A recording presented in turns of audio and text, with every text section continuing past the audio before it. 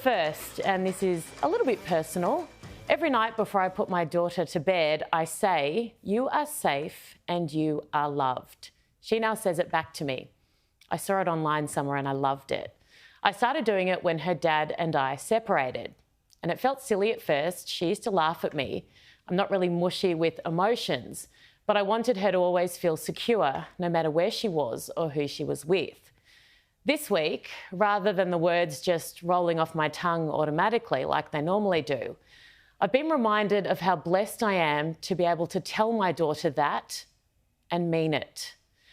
I use words for a living, on radio for 3 hours a morning, on the television here, and in the newspaper. And I, for the life of me, can't come up with ones that feel enough to describe what is happening right now in the Middle East. Trying to digest the atrocities we've been exposed to over the past fortnight has been almost impossible, and I know I'm not alone. And thank God it's been impossible. If it were more common, it might be easier to fathom. As I've said from the start, my heart breaks for the innocent people of Israel and the innocent Palestinian people in Gaza. Children should never, ever be exposed to the brutality of terrorism, nor war. Not only have many lost their lives, but some were made to suffer in the most inhumane of ways. Hamas cannot survive. That is certain. Not just because of the threat they pose to Israel, but to Palestinian people too.